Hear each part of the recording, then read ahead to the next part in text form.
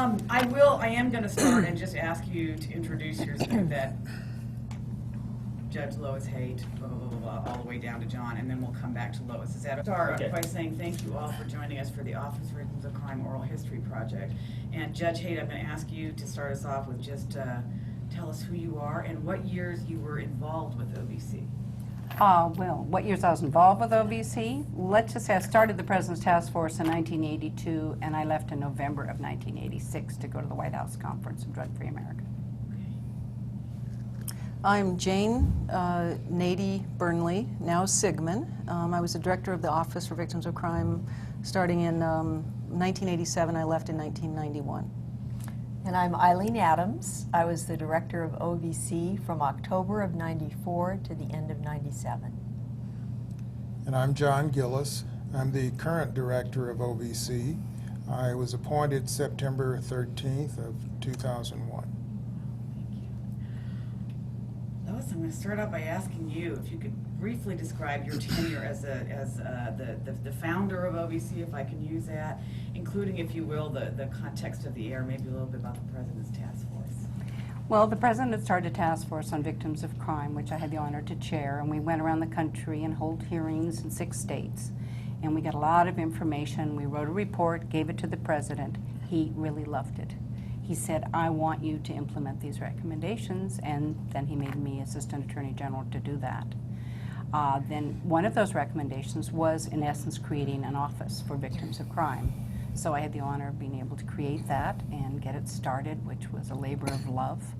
And it was also kind of special because it was really holding true to requests and needs of the victims, that it was not going to just be a task force to put on a shelf later. It really was going to be a living document. So it was a big thrill to do.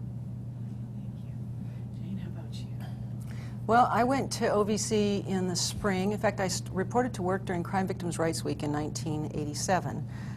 The office was just past probably its infancy stage. I stayed there until late 1991, and the kind of things that were going on at that time were the OVC had made its first grants to states for assistance and compensation, and the challenges included things like making the office organize and run in a way that all this money, people had no idea how much money was actually going to come into this fund, was administered in a way that it could prove how useful it could be and critical it was, because there was a sunset law. The law was going to go away in 1988 if we didn't administer it effectively. I mean, it was a time when we didn't have the Federal Crime Victims Bill of Rights yet hadn't been passed. We still didn't have mandatory reporting of child abuse laws on Indian reservations.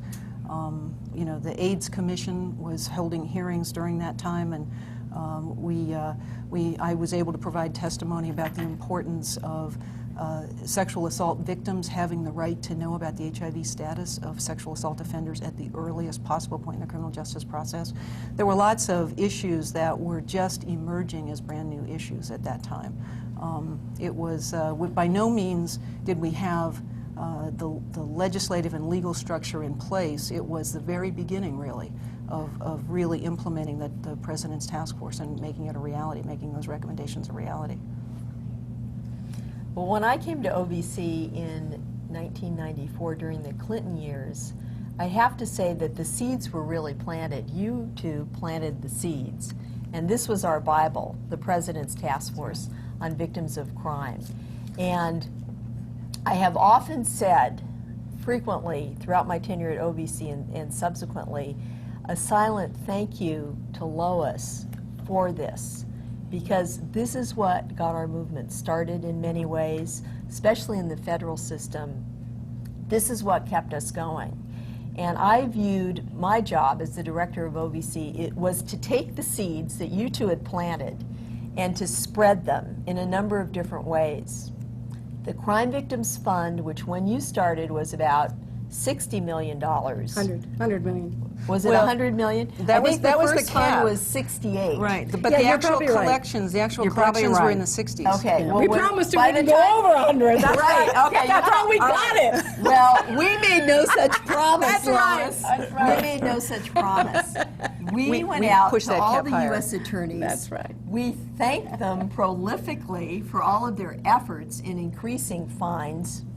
We brought them together with the service providers from their areas so they could see where the fines were going. And that fund reached $550 million. That's I mean, we greatly, and what did that mean? That meant that we could send so much money out into the field to support crime victim services. It made such a difference. I agree. And so I've often thought that you have no idea what you reaped because it spread and it was so important.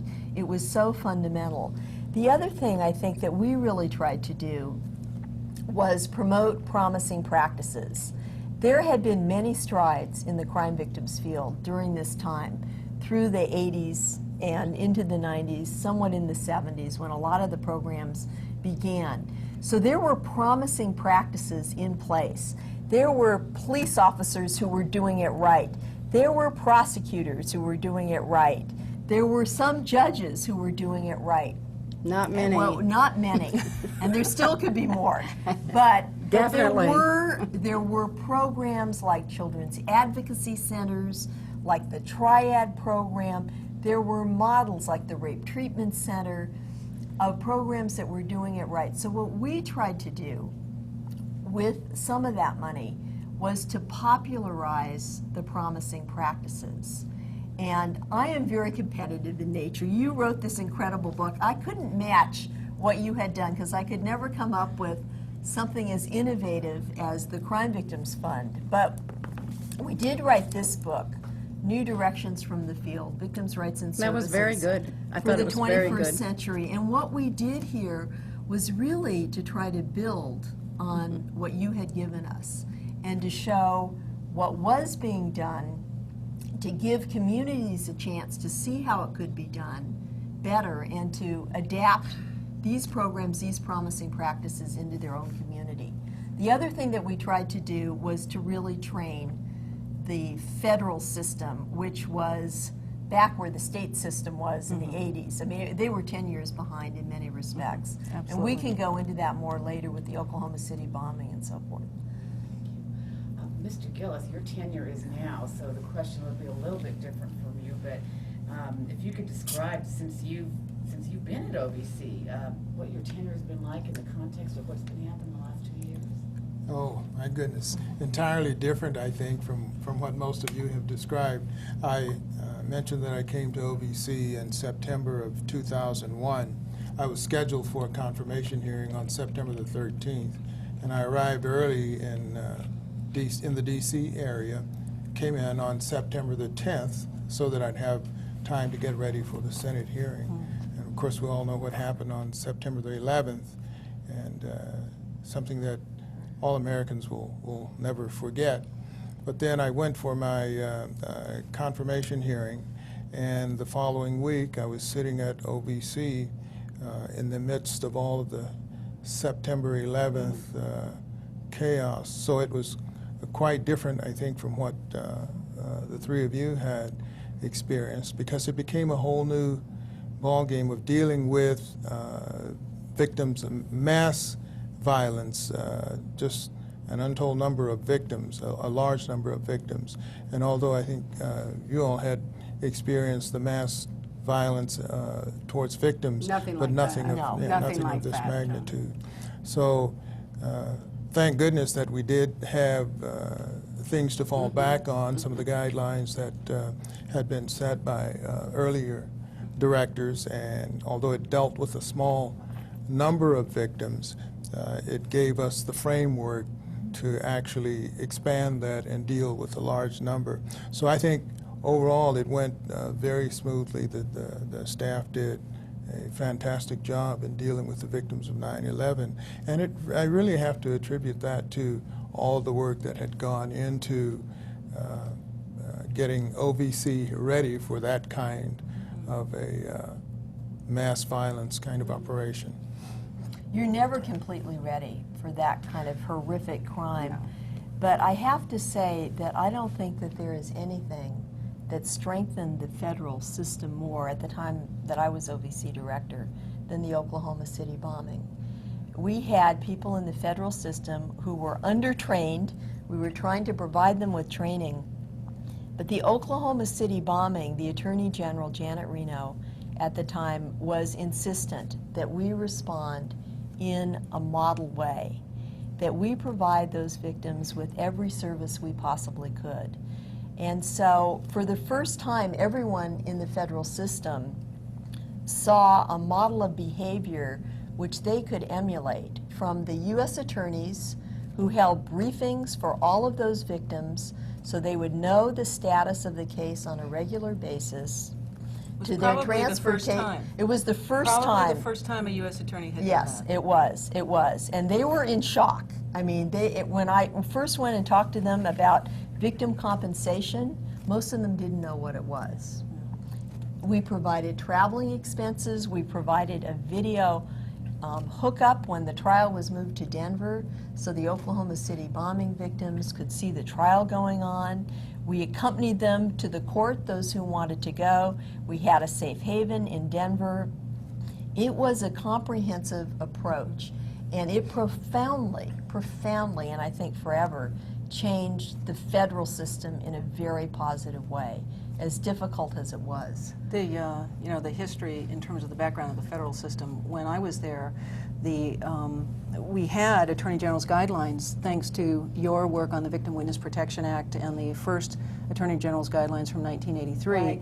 and we had new victims' rights legislation in 1990, and we issued new, more precise, more far-reaching Attorney General's guidelines in 1991, but we battled over adequate staffing and training for victim witness coordinators. At that time, they were still LECC, Law Enforcement Coordinating Council, and victim witness assistance coordinators.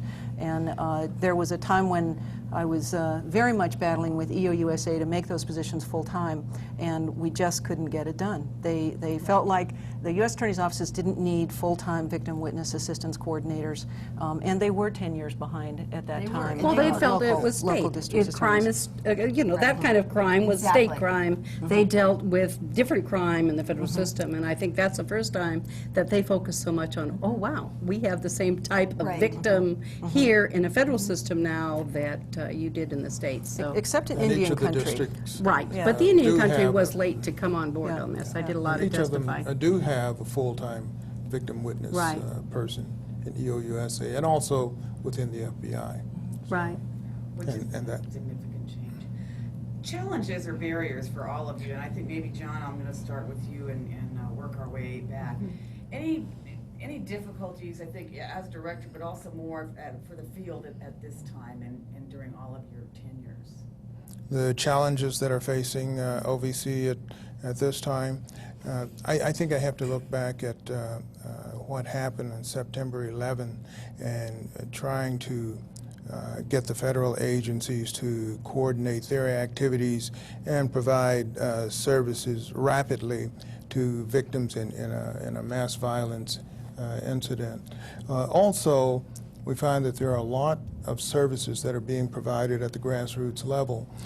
There are organizations and kind of mom and pop operations out there that have been providing services to victims for many, many years. And in the past, they've kind of been overlooked, mostly because they don't have the ability to write the kind of grants that will get them the funding. So the challenge to me is to reach out to those organizations and try and get them coordinated, try to make sure that they keep on providing those services because it's invaluable to the victims. I know it's used a lot by law enforcement.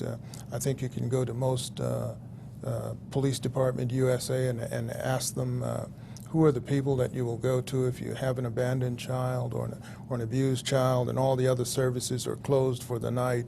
They can probably point to an individual family or an organization that will take care of those until they're able to put them into the hands of the right agency during business hours. You know, it's ironic, John, because that was one of the impetuses for the task force. That was one of the ways we got legislation across, was talking about the small organizations that didn't have any help, that were doing out of their garage or their spare bedroom or something else to help other people. I mean, that was one of the real speaking points, and it's amazing to hear you say it's still an issue, because then these big organizations came sweeping in with their very glossy, you know, portfolios, and did take a lot of that early funding, and that was an issue we had right away, is how do we get it out to the people that are doing some of the real grunt work out there for the, that don't close at 5 o'clock, just like what you said. So it's kind of scary to know that that's still going on. Not unbelievable, but gee, okay. Challenges. Our biggest challenge, well, there were a number of them. In terms of the field across the states, it was providing adequate training to people at a time when there was a huge culture change going on. Most people in the field were redefining their roles. So, for example, when you provided children's services, instead of doing a police officer here and then a prosecutor, people were partnering up, coming together in children's advocacy centers, interviewing kids once instead of 12 different times, bringing everybody together, working as a team, as a partner in one place. At the time I came in, there were a handful of children's advocacy centers. When I left, there were over 300. So it was a new way of really seeing the system through the eyes of victims, through the eyes of kids, and then providing a response that was victim-friendly, which cut down on the number of interviews and ensured coordination. Corrections officials, you know, there was a huge culture change there as well. Instead of just focusing on the offender, they brought victims into the system so that victim impact panels were held in prisons and juvenile detention facilities so that those offenders could hear the voices of victim, put a human face on crime. They would reach out to victims when an offender was released. There was notification. There was a whole change. Police officers, instead of just going out with another police officer to a domestic violence call, their partners became social workers. There was a change in culture, a change in, if you will, you know, the whole field in terms of definitions of jobs and how people perceive themselves within the field. So our biggest job was providing the training of the promising practices and what was working and emanating it around the country, while at the same time creating greater sensitivity within the federal system, which lags so far behind. You know, it's interesting because by the time I left OVC, we had clearly focused from establishing a floor of operation to looking at quality. And the issues that you were able to get beyond, you were able to start at the issue of quality of services and how to integrate services better. When I got to OVC, we were making our first grants, and it's hard sometimes to remember that it wasn't that long ago. 15 years ago, when I started, we had, I think, 39 states that had victim compensation programs. We had a bunch of states that didn't even have a comp program, and then we offered this They're money. bankrupt. Yeah, and those that did had long backlogs. They were inadequately funded. People couldn't. Some of them were prorating their awards. I think the average award was like $1,200 or something like that. Even in a catastrophic injury, it was maybe a few thousand. One of the biggest challenges was to take this incentive money that was created with the fund and to bring all the states into full operation with crime victim compensation programs. And believe it or not, when I left, not even all the states yet. I mean, Maine was still working on its legislation in 1992 to bring them into the crime victim compensation programs. And the money went from just in the years that I was there, the comp programs initially had something like $23 million. By the time I left, they were getting $46 million. With this federal funding, They expanded the kinds of services or the types of expenses that they were willing to pay for. We were able to create, which was really one of the vision of VOCA's, is greater consistency. You know, they used to deny domestic violence victims because they cohabitated with the perpetrator. And, you know, heaven forbid if some of the money might actually come into the hands of the perpetrator, because maybe he was still there. They didn't used to include domestic violence, or excuse me, drunk driving. And we had to refine VOCA to expand so that those victims were not excluded from compensation That was a across good the board. expansion. That was a good one. And then on the assistance side, you know, our theme was promoting services for all victims. There's no doubt that the 3 priority area victims in VOCA on the assistance side were domestic violence, sexual assault, and child abuse were those kinds of issues that the grassroots were addressing and they needed the support for. And I think something like 90% of the money went to NGOs when the money first got started. But to expand so that other types of victims would also have services was also a challenge. To bring in, and the way we did it was an amendment that talked about underserved populations, folks for whom the services were not readily available, like survivors of homicide victims, drunk driving victims, and other types of Victims with disabilities. they were tremendously underserved, and so doing that is those were very important improvements. As once people got a little less secure, they were insecure for a long time. The people weren't sure just what this fund was going to generate, and the second year collections went down. So the victim assistance programs, I think their awards went down by $8 or $10 million from the first year to the second year. So you had a state like California got $1 million less in assistance money its second year of grants. The year that I got there in '87, and people were not that happy about this fund and its unpredictable levels of funding. But fortunately, ever since then, it went up.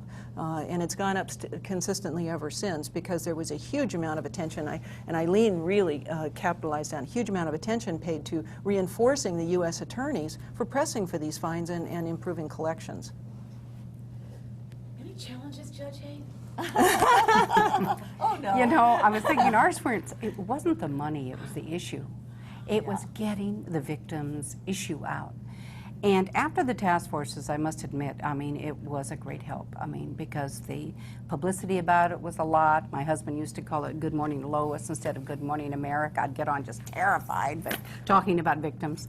But it was getting the issue out, and I had to brief the cabinet a couple of times. You know, I've been in court a long time, but you have to brief the cabinet.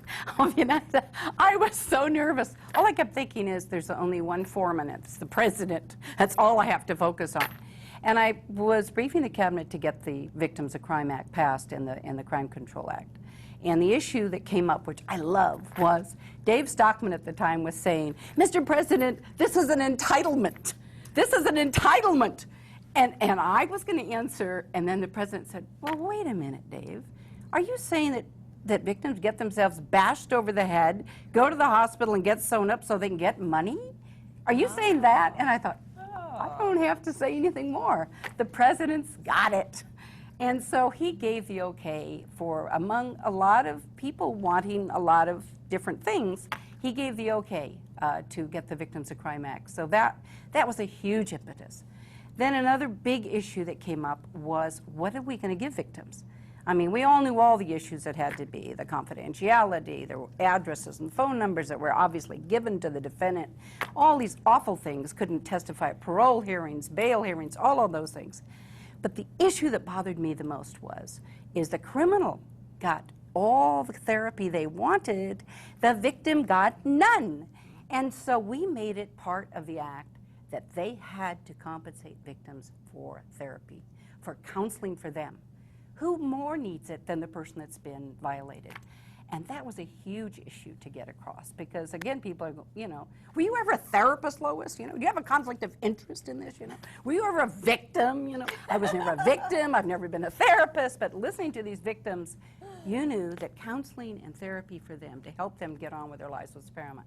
So that was a big issue. So we made it a prerequisite. The states did not get the money if they did not provide counseling for victims of crime. And that at that time was a huge issue. I mean, it wasn't, are they getting it now, right? They're getting some of it, yes, but it's interesting that you should say that also, because as I'm out talking to the grassroots organizations, it's the same issue. They're saying it's not the money, it's the issue that we're concerned about. It's the inmate who gets all of the therapy that he needs, he gets free medical treatment, and the victims were getting nothing. So it's still not the amount of money that they're getting, it's the issue that they want to see addressed, and they just want to make sure that the perpetrator is being held accountable, or some kind of accountability. Well, that's not how where- many dollars you can give me. That's but- where you got to get on the judges too, because I mean, that's for another day. We can talk about that. But another issue that I think that I was really struck by is when we went around with the hearings, we had a very diverse task force. I mean, none of us knew each other except I knew Frank Carrington, of course, who everybody did, was really one of the fathers, the founding fathers of the victims movement. And along with NOVA, the National Organization of Victims Assistance. And I don't think we should go another minute without acknowledging Marlene Young and John Stein and the incredible work that they did in those early years when nobody else was doing it. But when we were going around doing the task force, we kept hearing people say something about family violence.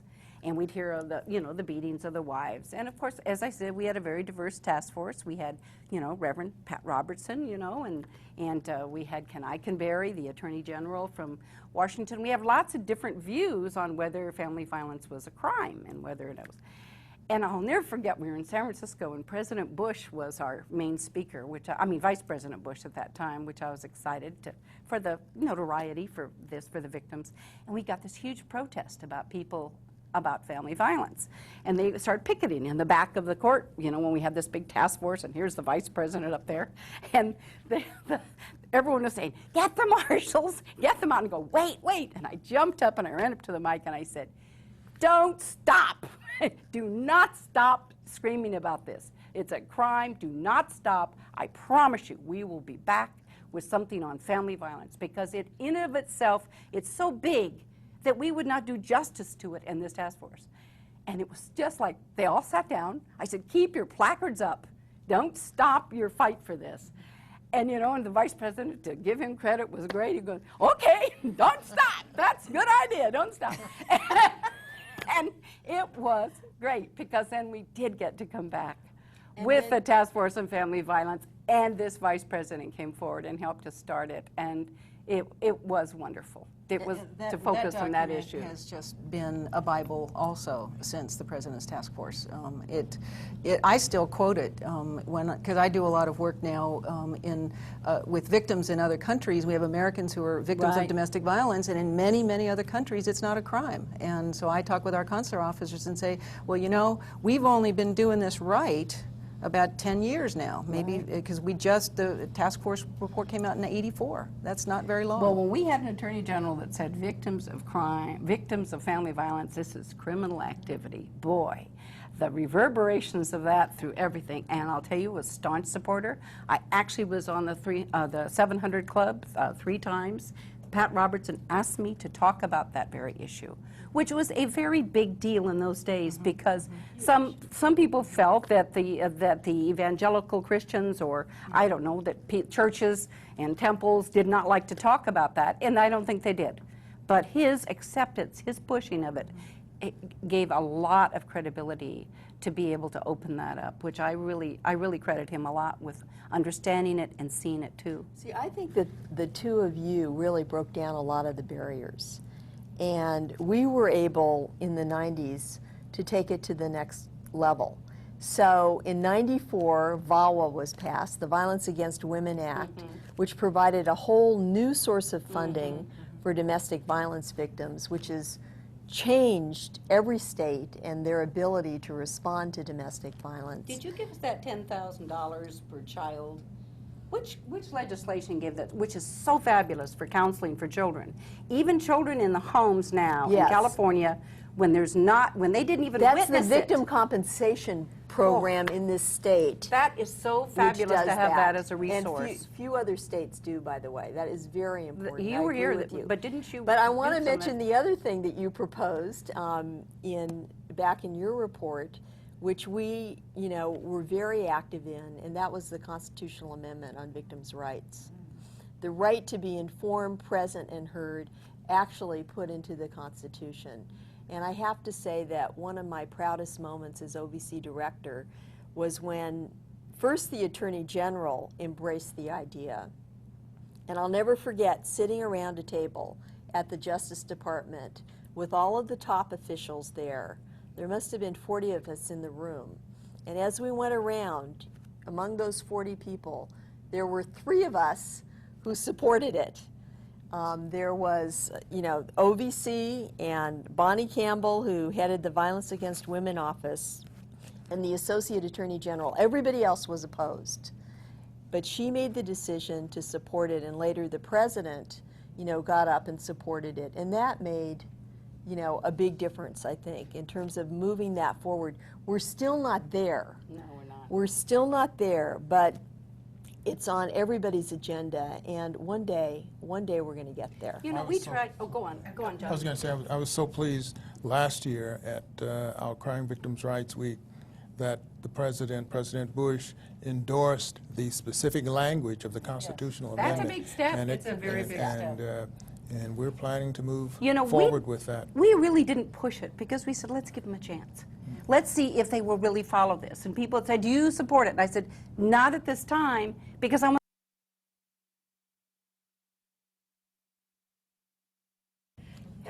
OVC, in terms of, it's 20 years old this year, what has been OVC's role in terms of leadership in the field, and what you see as its accomplishment? Well, first of all, for leadership in the field, I think we're really fortunate to have had leaders that really took the helm, and like the people on this panel today that really cared. And that's just, you've got to understand, it's pretty rewarding in itself for me to see that continuing on. But the things that I think were most important is not only giving a voice to victims who just simply didn't have a voice, but giving a voice to victims at really important stages of proceedings. Giving a voice to victims that they'd been intimidated and harassed. Giving a voice to victims that they want to speak at sentencing. I do a lot of work with judges, and judges they still don't allow some victims to speak at sentencing. To give a voice to victims in terms of bail hearings and in terms of parole, and to listen to them. And I think the most important thing for judges, and I do focus because I've been a judge for 10 years, is that the judge knows the consequences of the crime on the victim before they pass sentence. And this simply was never happening. And since most cases are plea bargained, they don't have a trial to see it. They don't know exactly. Now they know. And so I think the voice for the victims has been the most important. I think the help, financial, absolutely. All the therapy we can give them, absolutely. But for them to have a voice and to be a party in this system now, I think that's the most important thing that's happened. Jane, OVC, leadership, accomplishments? I think when I was there, one of the things that I'm the most proud of in terms of leadership is opening the door and shining light on the complete lack of victim assistance services in Indian country. And it was not my plan to develop Indian country programs.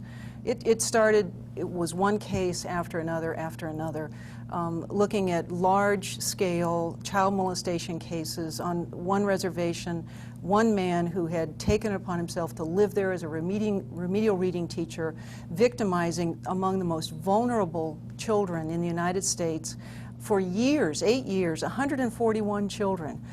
And within a short time later, another case, 200 children on a neighboring reservation, another case, 30 children. In the course of a couple of years, there were probably 1,000 child sexual abuse victims in Indian country that we identified. And when I went out there in the spring and met with some of the families, I realized there was no assistance whatsoever for them. There was no place for parents to turn to ask questions, no place for children to get counseling, no place to deal with the adolescents who 8 years earlier were molested and were starting to molest younger children. There was nothing. And so we first started an emergency program, federal emergency victim assistance for victims of federal crime where there was simply no services available. But it was very clear that dealing with this on a case-by-case basis, we literally flew a therapist onto the Hopi Reservation for several months to begin to provide some emergency assistance. And I was pretty surprised. I just expected Indian Health Services, the Bureau of Indian Affairs was going to take care of it. It turned out they didn't. All their money was allocated for other purposes. There was no money for these purposes. So we developed the emergency assistance money. Then we decided, I took what was the little $1 million that we had for federal victims and made the development of services on Indian reservations the highest priority for that pot of money. We developed it. What we decided was we couldn't do this case by case. We had to do it systematically. So we made grant funds available to develop victim assistance programs on the reservations. And within about a year, we had 50 victim assistance programs: domestic violence, sexual assault, DUI, child sexual abuse treatment programs. We even got the Children's Justice Act amended so that some of those monies could go to Indian reservations so that they could develop interdisciplinary teams to respond to child abuse cases. Sponsored the first, one of the neatest things I will ever remember is standing up in front of a few hundred Native Americans at the first Indian Nations Justice for Victims of Crime conference in Rapid City, South Dakota. And having those people, I mean, they were like, why? They weren't quite sure why they were there, and to tell them that we're going to make some money available.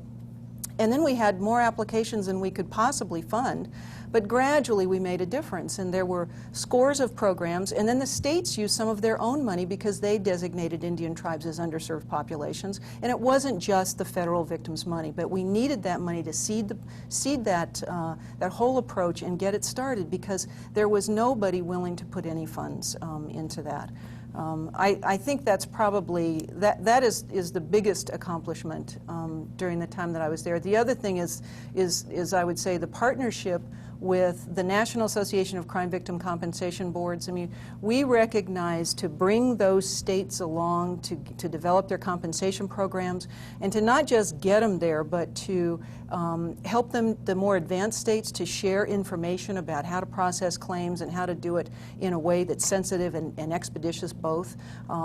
So we gave the grant to Dan Eddy and the National Association in 1988, and I'm pleased to see, I think that grant is still going on, and I hope you will continue it, because it's such an important vehicle for information sharing to advance all compensation programs. It's raising that bar.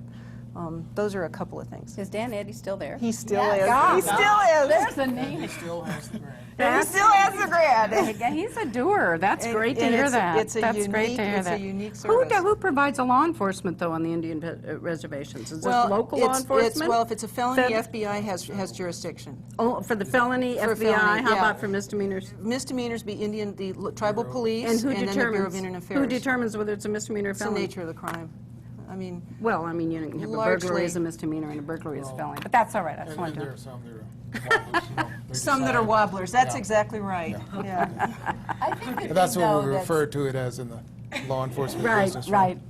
I think the thing that has remained unique about OVC, that spans all of us, is that it is within government, on the cutting edge, always an advocate, always trying to disseminate victims' voices within the system. Whether we're using them to train everybody in the federal system, which was one of our great challenges, really to train the victim witness coordinators within the FBI, first to get them to appoint them and then to train them, really to train the U.S. attorneys on victims' issues by using victims' voices, as you said.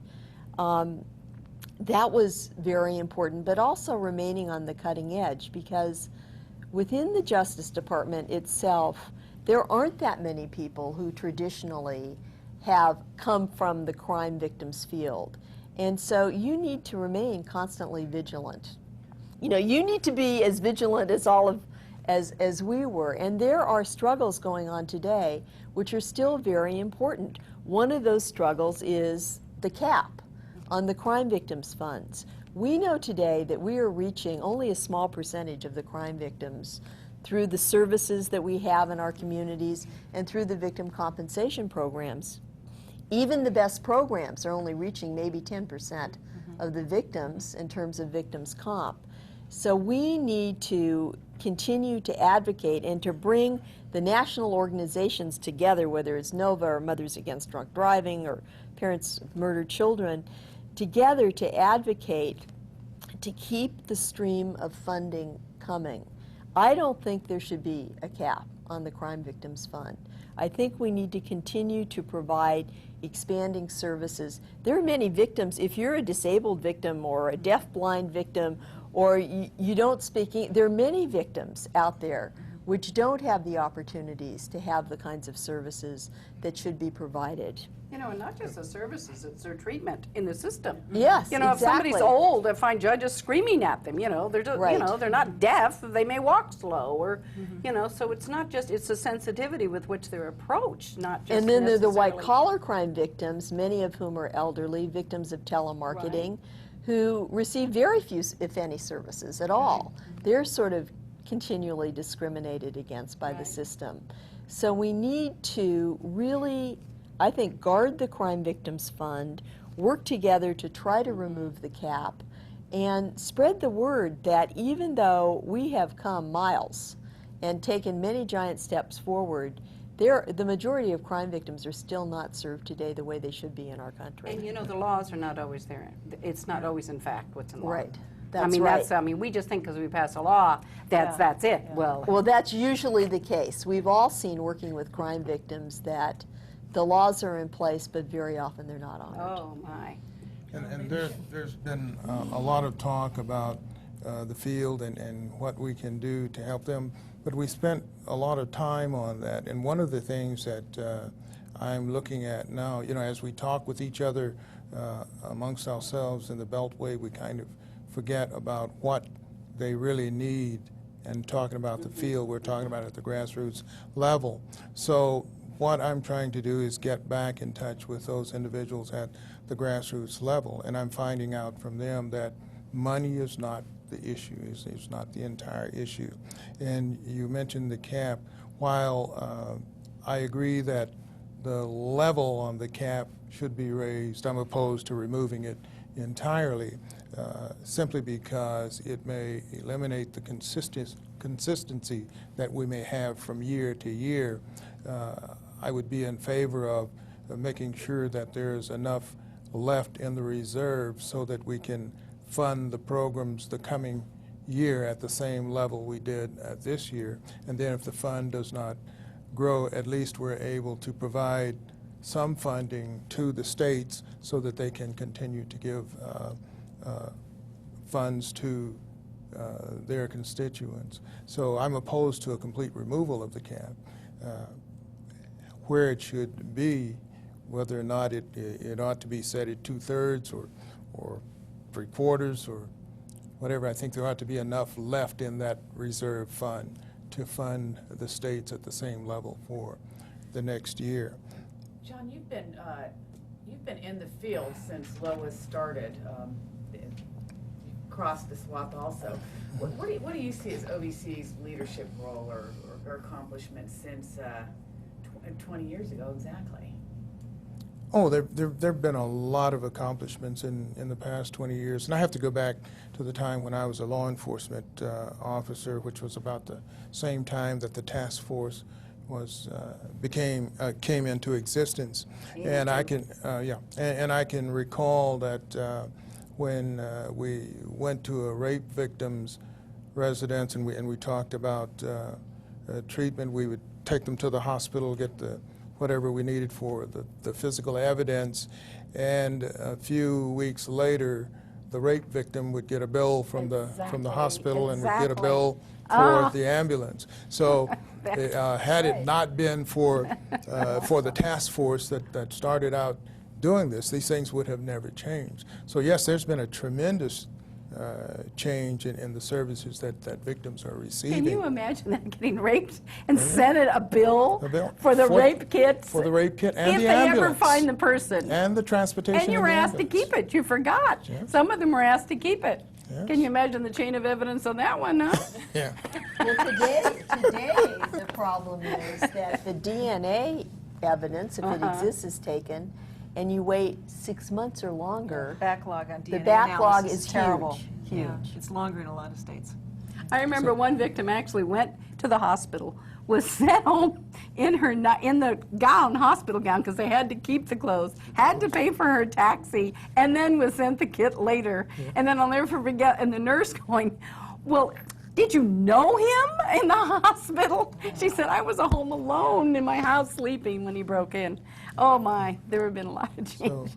Yeah, there are a lot of changes, and all because of the work that you did with the task force. Well, there's so many before And me. that these, I get embarrassed every time you say that, because there were so many people in the field before me, you know, And caring. the directors who came after you, who saw that some of the things were implemented that had been suggested or recommended from the task force. So the changes have been great. We still have a long way to go, but we're working at it, and hopefully I'll see some changes while I'm in as director. What is the future? And we'll start with you and go back. The future of OVC and the future of the field. You'll all be able to address that in your individual interviews, but thinking sort of as a group. Where do you want to go? When you ask where do I want to go, I always avoid that answer, and the reason why I avoid that answer is because my concern is only about the victims. So my future is the better treatment for victims. I don't have any aspirations or want to leave any kind of a legacy. All I want to do is see that victims are treated much better when I leave as director than they were when I first came in. So. And I'm sure they will be.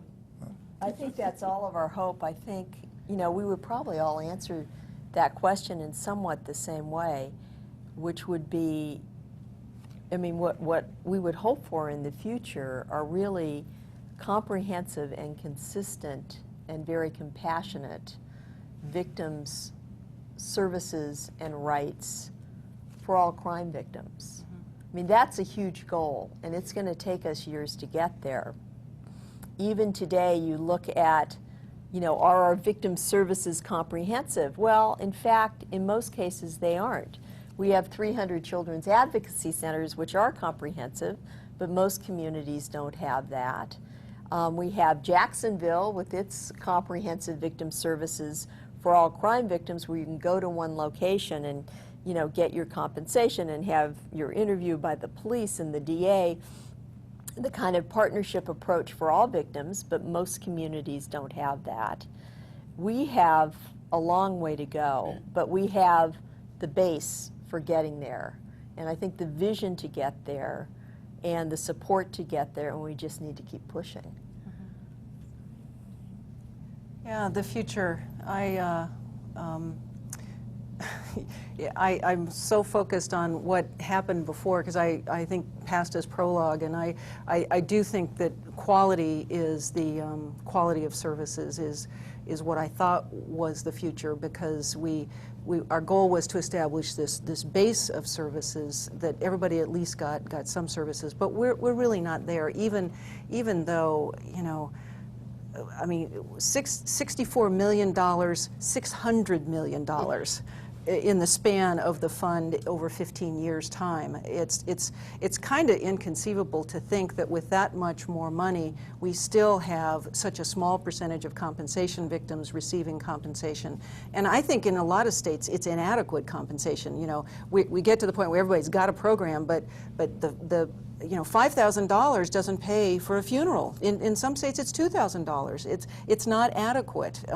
So we need to be thinking about quality, comprehensive, and integrated services. That we used to talk about the patchwork quilt, and what we really wanted was the seamless system, so that people could go from one phase of the criminal justice system to the next and not get dropped from the investigation to the prosecution to the corrections side of things.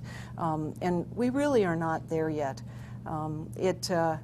We've definitely made progress from the time that VOCA really was intended for 3 types of victims. You know, those were the movers to get it going.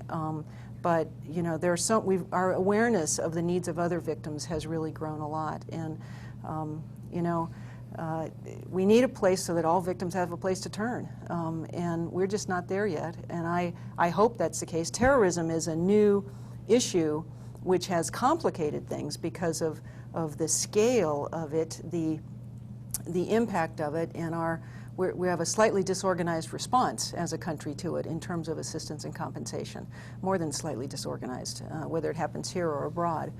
So we have a lot of ways to go, a long way to go in terms of improving services with regard to terrorism victims. I'll turn to Lois. I think that there's still some issues that are really significant. Most courthouses do not have a victim witness waiting room. You still have the victim sitting next to, you know, killer brother Spike while they're waiting to testify. I mean, you still have a lot of grounds for intimidation and harassment and breeding for terror for victims. Many times, I'm in court. The prosecutor's asking the victim a question, where do you live? I'm going, wait, that's not relevant. I am protecting the victim's address. Oh, you know, I mean, it's like, these things happen all the time. The insensitivity. Calling the victim's counselor up to talk about issues that we have now made confidential and nobody objects. I mean, there's just a lot of things. And I still say that the victim impact statement is something that is so important. A lot of victims would use it if they were really informed about it. Some of them aren't. It is a tack that even some of the judges don't pay a lot of attention to. And our child victims, what started out, what came up so high in the victims task force was how awful we treated child victims. And not only how awful we treated them, how we absolutely thought so little of their crime. We had, and that's why we started out with this one book I have, which I'm really proud of. We went and did a study on child molestations and had a conference. I'll tell you kind of a cute story. We had Attorney General Smith, who was a civil attorney, not a criminal attorney like when Attorney General Meese came in had been a prosecutor like I'd been years ago. But when I said, you know, I'd like to have a conference in the Great Hall of Justice. I want it right there with those two great nude draped figures of justice up there. And he goes, oh, that's great, Lois. Go ahead. And what's it going to be on? I said, well, it's going to be on child molestation. And he went, you're what? Going to have what? Where? And I said, really? This is so important. Well, okay. And I said, would you speak? And he said, you know, I think I'm busy. But luckily, I mean, but he did let me have it there, and he let me have all the press we needed, and he just, but it was that understanding that was just, a lot of people simply didn't understand how horrible child molestation is, how prevalent it was, and how de minimis was any kind of response to it. We heard people, oh, gee, they went to jail for 5 days. Oh, they had to go on probation for 5 years after several years of molesting somebody. It was just awful. So I think that the changes that we have made now, we're just now, in our state, getting real sensitive to child victims. We're just now having what you talked about, the interview centers. And now we have to work on getting people that can ask the right questions. You know, you get somebody trained. We're just now starting to talk about ways to have the courtroom more relaxed for children and have a child hearsay rule now for child testifying. So there's just so much to be done. And so much that's in law is not happening in fact. That's right. And we've got to be vigilant and watch that. I mean, that's your job, John. You've got a snootful of a job to do. We'll go through that task force, and I'll tell you what's not happening, okay? But it looks good, but there's still a lot to be done. And those are the things that I'm hearing from the victims. They're talking about notification, you know, right. not hearing about the arraignments, not hearing about preliminary hearings. Right. They're not being notified when someone's being released. And if you can imagine, of course you can, a rape victim who comes into your court, she finally has the courage to come to court and testify, and all of a sudden the perpetrator is released on bail or whatever, and she has no idea that he's been released. So these are the kinds of things that they're talking about. Another issue, continuances. You know, what age the case? That's the name of the game for the defense. Get that case so old the victim's going to die, get sick, or move away, to make people sensitive about that, not to continue a case when the victims come in to testify and make them go through that terror and that horror of having to testify. Oh, there's a lot. Had one victim at one of our roundtable discussions tell us that, you know, they ask everybody whether or not a continuance will fit into their schedule. They ask the prosecutor, they'll ask the defense attorney, they ask the defendant, and nobody bothers to ask the victim, That's How why we does need a your constitutional schedule fit? amendment. That's right. Which That's right. has that in it. Yeah, that's You about know? the only thing left, because it's not like we need a lot more victims' rights laws. It's the gap between what the law says and what's being done that has to be addressed. But what are the teeth going to be in it to enforce the amendment? What's the downside if they don't follow it? We've got to have a downside to this. I mean, for judges, you got a pretty good downside because we got these commissions on judicial performance and that do hold them accountable, thank goodness. But for we don't have a lot of downside for bad the treatment. downside is ultimately, in the case of judges, the electorate. Judges and have got it. publicizing those judges who do not follow, if we have a constitutional amendment, in that case, the Constitution. I think the downside at this point, I think, is that we don't have enough attorneys. We have very few attorneys who are willing to go in and represent the victim. And that's how we got so many defendants' rights. There were attorneys who were representing the defendant pro bono. We don't have that for victims, and we won't have it until there's something in the Constitution. And we have to that think says- real clearly about how we put that in place, because I don't want this to be a trial attorney's initiative, where they're going to get paid No. and all the money's going to No. go to the trial attorneys. You know, we started this whole thing with a system that served the lawyers, the judges, and the defendants, and remember, ill-treated, misused, and ignored the victim. And we've still got a lot of work to do to put that balance in the system in reality. I'm gonna, in the interest of time, I'm gonna ask each of you to give a 1-minute closing or advice to the field. I think people would love to hear what you would advise us as a field today and in the future. And Lois, do you mind starting with that? Keep fighting. Keep fighting. It's important. There are so many things, as I said before, that are in law but are not really happening. Be vigilant. Find out what's going on in your community. The court watches are wonderful. Have people do court watches. They were very instrumental in changing behavior when people sat in court and reported what they saw. Be as supportive as you can of the victims groups in your community, but keep the fight, because when we slack off, when we think it's done, when we go off to something we think is more important, it all slips back. It's just human nature. I think I'd say you have to be in it for the long haul, because you have to know going into it that change, real change, takes a huge amount of time and a long-term press. It doesn't happen quickly. And when you're working case after case after case and you feel like the system isn't changing, sometimes you're too close to it to see that in fact change gradually is taking place. But so you have to keep your eye on the horizon, so that you're always looking at where it is, where the system is, how it's doing today, and what it's going to be doing, while at the same time you're knuckled in really down hard assisting each and every individual victim that you come in contact with. When I was at OVC, I used to tell a story a lot when I was speaking about, it's the starfish story. In fact, I had a couple people give me starfishes when I left. It's one about the guys walking on the beach, and the tide has brought in a huge number of starfishes. And he's walking along and he's picking them up and he's throwing them back into the water. And somebody who looks at him and walks up to him and says, "What are you doing?" And this is a beach full of starfish. And he says, "Don't you understand? You're never going to make a dent in this. You're never going to make a difference," is what he says. And the guy bends down, he picks up a starfish and he throws that one in, and he said, "Well, it makes a difference to this one." So you have to remember, as you work with individual victims, that it makes a difference in every individual case, but you have to be in it for the long haul and keep your eye on the horizon for the big changes. And I would say two things real quickly. The first is whoever's in the field, whether it's a police officer, a prosecutor, or a counselor, really listen to what crime victims are going through even today. Because what they're going through is probably not just their individual experience.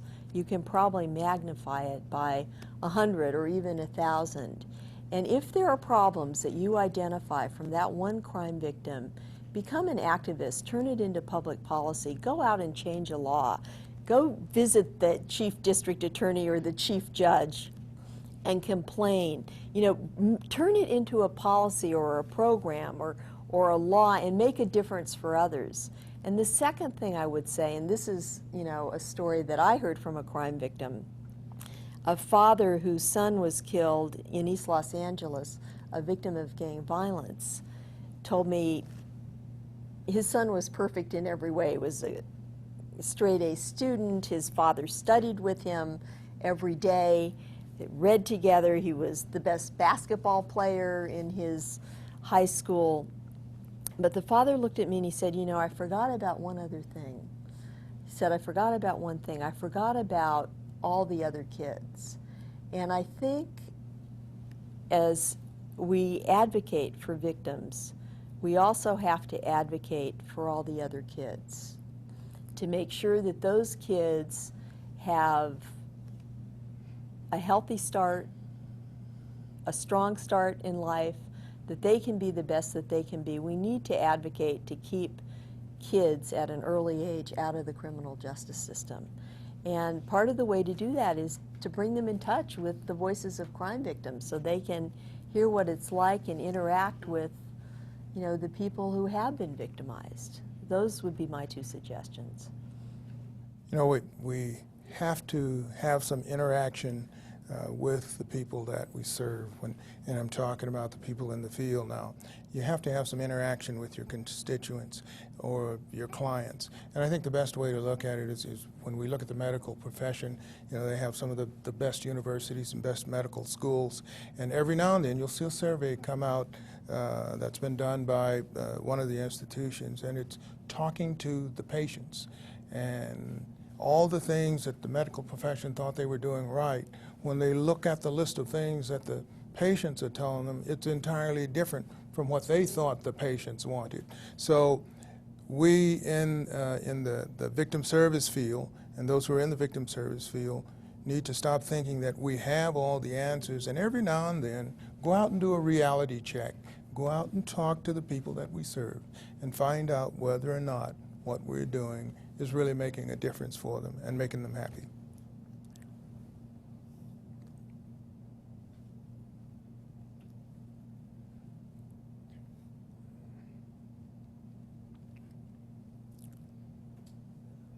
Okay. I'm so honored to be in Thank this. you.